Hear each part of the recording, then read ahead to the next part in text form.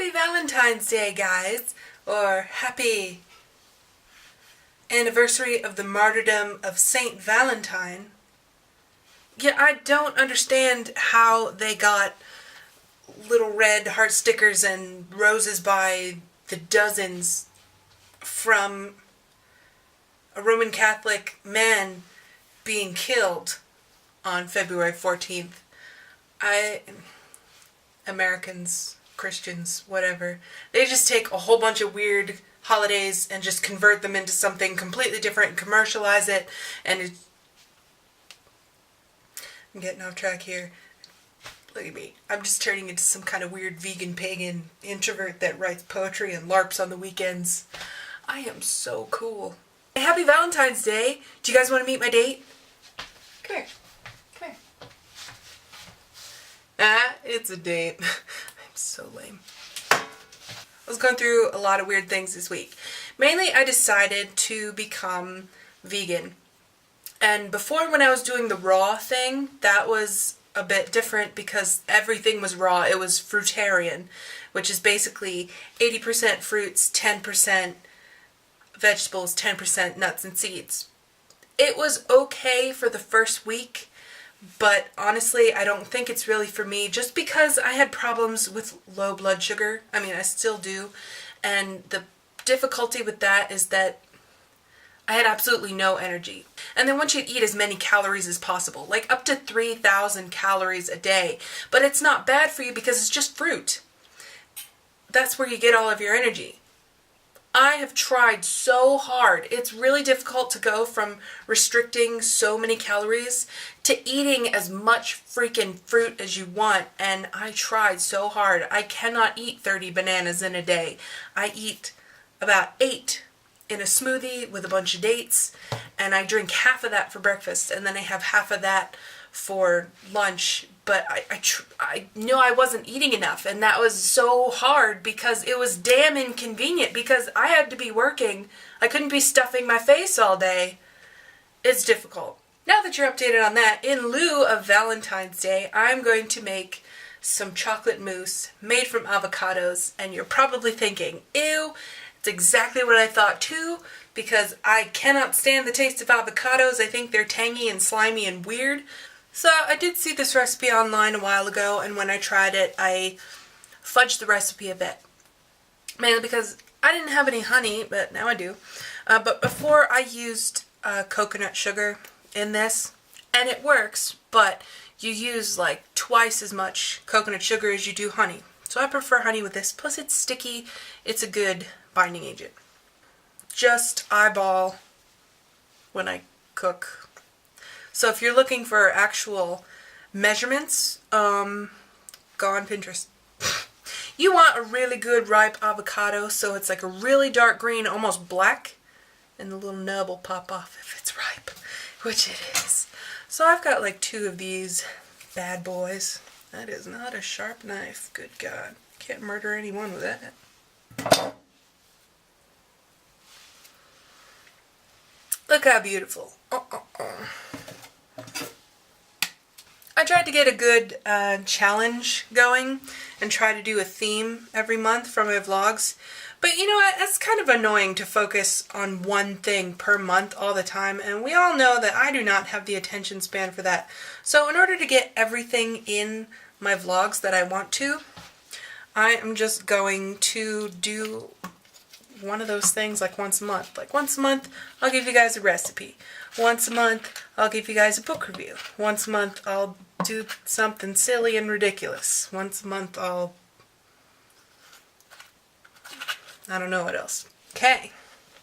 Next you want to get is some organic cocoa powder. Organic. Or whatever. Regular cocoa powder if you're not into this. Just excited. It's good. It's vegan. I'm excited. I do give myself a cheat day once in a while, but it's not anything big. And, oh no. The big tipping point for me was Forks Over Knives, a documentary. You could see it on Netflix.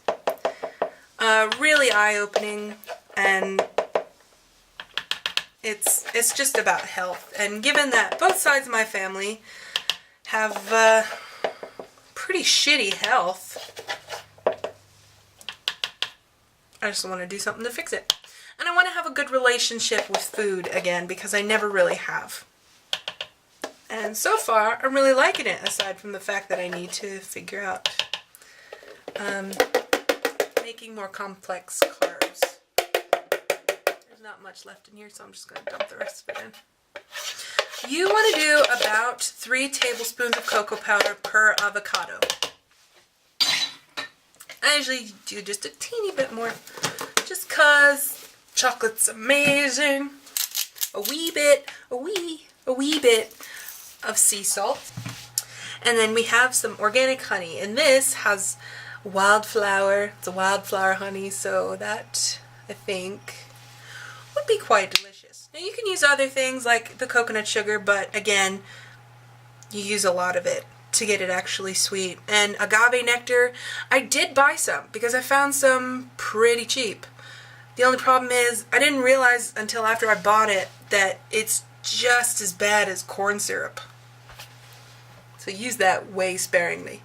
This, 1, 2, 3, 4, 5, 6. About 6, well, 3 tablespoons honey per avocado again. And a wee splash of almond milk just to help it bind together. And a wee bit of vanilla. Whoops. Vanilla. Okay, so. Sorry, my counter's a mess. I'm in the middle of cleaning. I just wanted to vlog first. So we are going to pulse this a bit. And then go to town. Scrape it down. Gotta be a little patient because it is going to be a wee bit chunky. Such is the way of avocados. And taste it.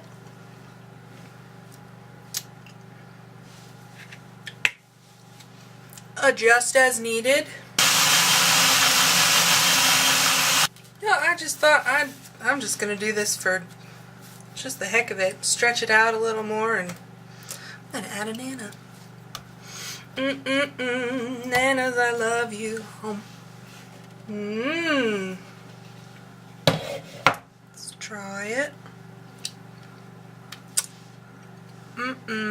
That's good. Oh, yum. So now I'm just gonna put these in cute little cups. And if my parents don't like it, because they didn't last time, but they're crazy people, just pop it in the fridge and I'll eat it later this weekend.